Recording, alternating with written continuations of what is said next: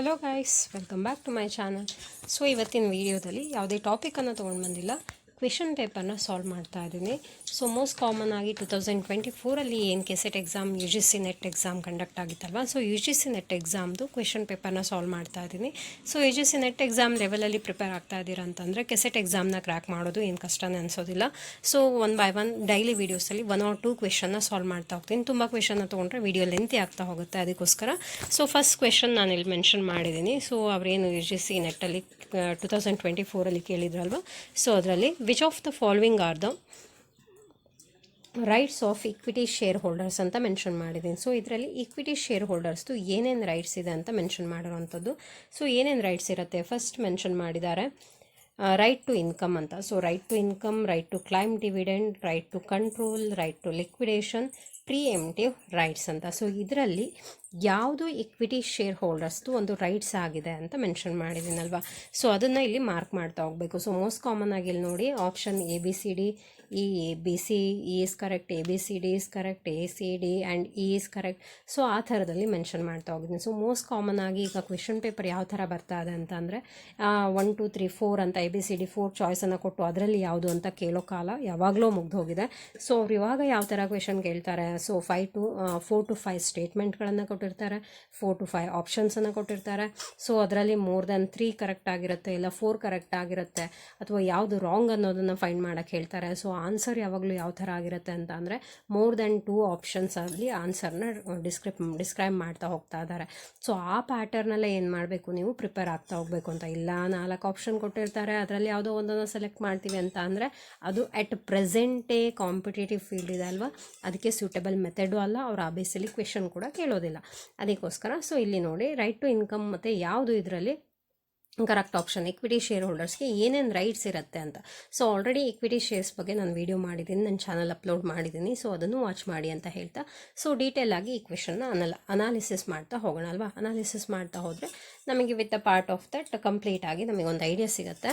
So here first one ಅವ್ರು ಏನು ಕೊಟ್ಟಿದ್ದಾರೆ, ಇಲ್ಲಿ ರೈಟ್ ಟು ಇನ್ಕಮ್ ಅಂತ ಕೊಟ್ಟಿದ್ದಾರೆ. ಸೊ ಮೋಸ್ಟ್ ಕಾಮನ್ ಆಗಿ ಇಲ್ಲಿ ಟ್ರೂ ಅಂತ ಮೆನ್ಷನ್ ಮಾಡಿದ್ದು ಏನು ಅಂತ ಅಂದರೆ ಅವರಿಗೆ ಆ ಒಂದು ರೈಟ್ ಇರುತ್ತೆ ಅಂತ ಅಲ್ವಾ. ಸೊ ರೈಟ್ ಟು ಇನ್ಕಮ್ ಏನಾಗಿರುತ್ತೆ, ಇಕ್ವಿಟಿ ಶೇರ್ ಹೋಲ್ಡರ್ಸ್ ರೈಟ್ ಆಗಿರುತ್ತೆ. ಸೊ ಯಾವ ಥರದಲ್ಲಿ ಅವ್ರು ಏನಂತ ಕನ್ಸಿಡರ್ ಮಾಡ್ತೀವಿ ಅಂತ ಅಂದರೆ ನಾವು ರೆಸಿಡಿಯಲ್ ಓನರ್ ಅಂತಲೇ ಕನ್ಸಿಡರ್ ಮಾಡ್ತೀವಿ. ಸೊ ಇಕ್ವಿಟಿ ಶೇರನ್ನು ನಾವು ಪರ್ಚೇಸ್ ಮಾಡ್ತಾ ಇದ್ದೀವಿ ಒಂದು ಬಿಸ್ನೆಸ್ ಆರ್ಗನೈಸೇಷನಲ್ಲಿ ಅಂತ ಅಂದರೆ ನಮಗೂ ಕೂಡ ಪಾರ್ಟ್ ಆಫ್ ಓನರ್ಶಿಪ್ ನಮಗೂ ಕೂಡ ಏನಿರುತ್ತೆ ಅಲ್ಲಿ ಇರುತ್ತೆ. ಅದಕ್ಕೋಸ್ಕರನೇ ನಾವೇನು ಮಾಡ್ತೀವಿ ಅಂತ ಅಂದರೆ ಇನ್ಕಮ್, ಆ ಒಂದು ಬಿಸ್ನೆಸ್ ಆರ್ಗನೈಸೇಷನಲ್ಲಿ ಬರುವಂಥ ಇನ್ಕಮ್ ಏನಿರುತ್ತೆ, ನೆಟ್ ಇನ್ಕಮ್ ಏನಿರುತ್ತೆ ಅಲ್ವಾ, ಸೊ ಅದರಲ್ಲಿ ಕೂಡ ನಮಗೇನಿರುತ್ತೆ ರೈಟ್ ಇರುತ್ತೆ ಅಂತ. ನಮಗೆ ಅಂತ ನಥಿಂಗ್ ಬಟ್ ಇಕ್ವಿಟಿ ಶೇರ್ ಹೋಲ್ಡರ್ಸ್ಗೆ ರೈಟ್ ಇರುತ್ತೆ. ಅದಕ್ಕೋಸ್ಕರ ರೈಟ್ ಟು ಇನ್ಕಮ್ ಏನು ಕಾಮನ್ ಆಗಿ ಇಕ್ವಿಟಿ ಶೇರ್ ಹೋಲ್ಡರ್ಸ್ ರೈಟ್ ಇದು.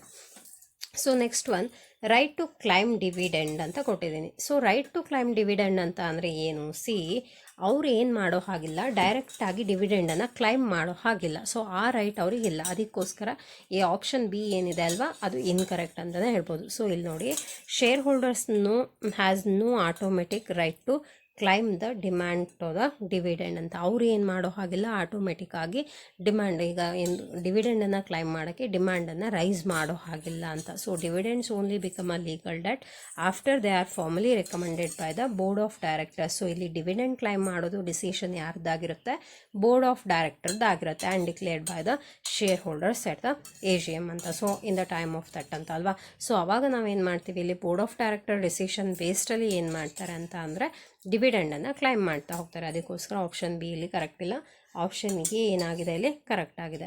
ಸೊ ನೆಕ್ಸ್ಟ್ ಆಪ್ಷನ್ ಸಿನ ನೋಡೋಣ, ರೈಟ್ ಟು ಕಂಟ್ರೋಲ್ ಅಂತ ಮೆನ್ಷನ್ ಮಾಡಿದ್ದೀನಿ. ಸೊ ಮೋಸ್ಟ್ ಕಾಮನ್ ಆಗಿ ಅವ್ರು ಏನು ಮಾಡ್ತಾರೆ, ಒಂದು ಬಿಸ್ನೆಸ್ ಫರ್ಮ್ ಏನಿರುತ್ತೆ ಅಲ್ವಾ ಅದನ್ನು ಕಂಟ್ರೋಲ್ ಮಾಡ್ಬೋದು. ಯಾವ ಥರದಲ್ಲಿ ಕಂಟ್ರೋಲ್ ಮಾಡ್ತಾರೆ, ಅವ್ರಿಗೆ ಏನು ರೈಟ್ಸ್ ಇರುತ್ತೆ, ವೋಟಿಂಗ್ ರೈಟ್ಸ್ ಇರುತ್ತೆ. ಸೊ ಯಾವುದಕ್ಕೆ, ಬೋರ್ಡ್ ಆಫ್ ಡೈರೆಕ್ಟರ್ಸ್ನ ಎಲೆಕ್ಟ್ ಮಾಡೋಕ್ಕೆ ಸೊ ವೋಟಿಂಗ್ ರೈಟ್ಸ್ ಇರುತ್ತೆ. ಸೊ ವೋಟಿಂಗ್ ರೈಟ್ಸ್ ಅವ್ರ ಕೈಲಿದೆ, ಇಕ್ವಿಟಿ ಶೇರ್ ಹೋಲ್ಡರ್ಸ್ ಕೈಲಿದೆ ಅಂತ ಅಂದರೆ nothing but they are controlling the corporate control or the business organisation ಅಂತ. ಸೊ ಅವರು ಅದನ್ನು ಏನು ಮಾಡ್ತಾ ಇರ್ತಾರೆ, ಇಲ್ಲಿ ಕಂಟ್ರೋಲ್ ಮಾಡ್ತಾ ಇರ್ತಾರೆ.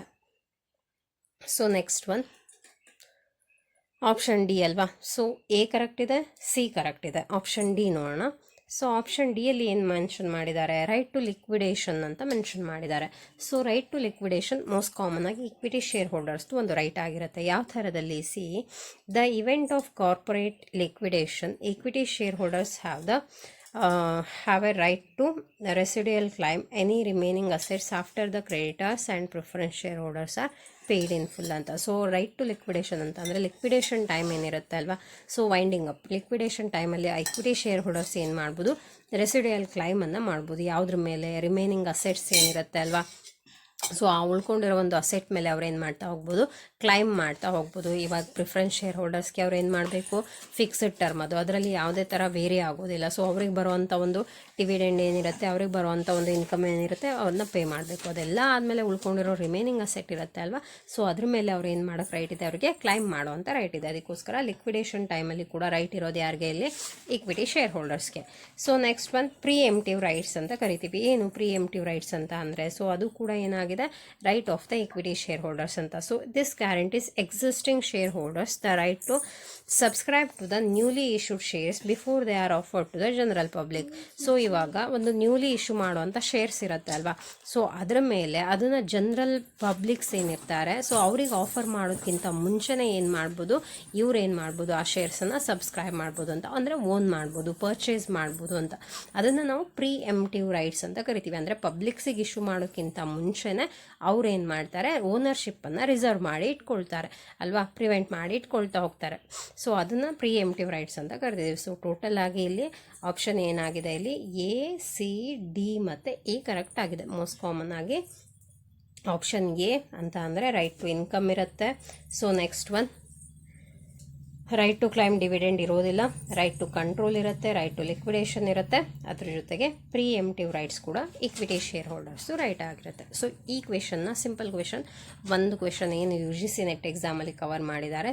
You G C net exam ಅಂತ ಅಂದರೆ ನಥಿಂಗ್ ಬಟ್ ಕಾಮರ್ಸ್ನ ಫೋಕಸ್ ಮಾಡಿರ್ತಾರಲ್ವ, ಸೊ ನಾವು ಆ ಟಾಪಿಕ್ಗಳ ಮೇಲೆ ಮೋಸ್ಟ್ ಕಾಮನ್ ಆಗಿ ಮಾಸ್ಟರ್ ಡಿಗ್ರಿ ಬೇಸಲ್ಲಿ ಅವ್ರದ್ದು ಏನಿರುತ್ತೆ ಸಿಲೆಬಸ್ ಕವರ್ ಆಗಿರುತ್ತೆ. ಸೊ ಅದನ್ನು ನಾವು ಫೋಕಸ್ ಮಾಡ್ತಾ ಇದ್ದೀವಿ ಅಂತ ಅಂದರೆ, ಇವಾಗ ಅಸಿಸ್ಟೆಂಟ್ ಪ್ರೊಫೆಸರ್ ಎಕ್ಸಾಮ್ ಬರೆಯೋರಾಗಿರ್ಬೋದು, even U G C net ಎಕ್ಸಾಮ್ನ ಅಟೆಂಡ್ ಮಾಡ್ತಾ ಇರೋರಾಗಿರ್ಬೋದು, ಕೆಸೆಟ್ ಎಕ್ಸಾಮ್ನ ಅಟೆಂಡ್ ಮಾಡಿ, even P U lecture based ಅದು ಏನು ಪ್ರಿಪ್ರೇಷನ್ ನಡೆಸ್ತಾ ಇರ್ತೀರ ಎಲ್ಲರಿಗೂ P Y Q analysis, P Y Q solving ತುಂಬ ಇಂಪಾರ್ಟೆಂಟ್ ಆಗಿರುತ್ತೆ. ಅದಕ್ಕೋಸ್ಕರ ಸೊ ಡೈಲಿ ಕಂಟಿನ್ಯೂಸ್ ಆಗಿ ಪಿ ವೈ ಕ್ಯೂ ಅನಾಲಿಸಿಸ್ನ ಅಪ್ಲೋಡ್ ಮಾಡ್ತಾ ಹೋಗ್ತೀನಿ. ಸೊ ಮಿಸ್ ಮಾಡಿದ್ರೆ ನನ್ನ ಚಾನಲ್ನ ಸಬ್ಸ್ಕ್ರೈಬ್ ಮಾಡಿ, ಶೇರ್ ಮಾಡಿ, ಲೈಕ್ ಮಾಡಿ, ಕಮೆಂಟ್ ಮಾಡಿ ಅಂತ ಹೇಳ್ತಾ, ಸೊ ನೆಕ್ಸ್ಟ್ ಕ್ವೆಶನ್ನ ನೆಕ್ಸ್ಟ್ ವೀಡಿಯೋದಲ್ಲಿ ಅಪ್ಲೋಡ್ ಮಾಡ್ತೀನಿ. ಒಂದು ಕ್ವೆಶನ್ನ ಮಾತ್ರ ಇಲ್ಲಿ ಡಿಸ್ಕಸ್ ಮಾಡಿದ್ದೀನಿ. So your support is most required ಅಂತ ಹೇಳ್ತಾ, ನೀವು ಸಪೋರ್ಟ್ ಮಾಡ್ತಾ ಇದ್ದೀರಾ ಅಂತ ಅಂದರೆ, ಶೇರ್ ಮಾಡ್ತಾ ಇದ್ದೀರಾ, ಲೈಕ್ ಮಾಡ್ತಾ ಇದ್ದೀರಾ, ಕಮೆಂಟ್ ಮಾಡ್ತಾ ಇದ್ದೀರಾ ಅಂತ ಅಂದರೆ ಅದೊಂಥರ ಮೋಟಿವೇಶನ್ ಇದ್ದಾಗೆ. ಹೆಚ್ಚು ನನ್ನ ಈ ಬ್ಯುಸಿ ಶೆಡ್ಯೂಲಲ್ಲಿ ಹೆಚ್ಚು ವೀಡಿಯೋಸ್ನ ಏನು ಮಾಡ್ತೀನಿ ನಾನು, ಅದರಲ್ಲೂ ಕೂಡ ಫ್ರೀ ಮಾಡಿಕೊಂಡು ಅಪ್ಲೋಡ್ ಮಾಡೋಕ್ಕೆ ಟ್ರೈ ಮಾಡ್ತಾನೆ ಇರ್ತೀನಿ. ಸೊ ನಿಮಗೂ ಸಪೋರ್ಟ್ ಮಾಡ್ತೀನಿ, ನೀವು ನನಗೆ ಸಪೋರ್ಟ್ ಮಾಡಿ ಅಂತ ಹೇಳ್ತಾ, thank you everyone, thank you for watching.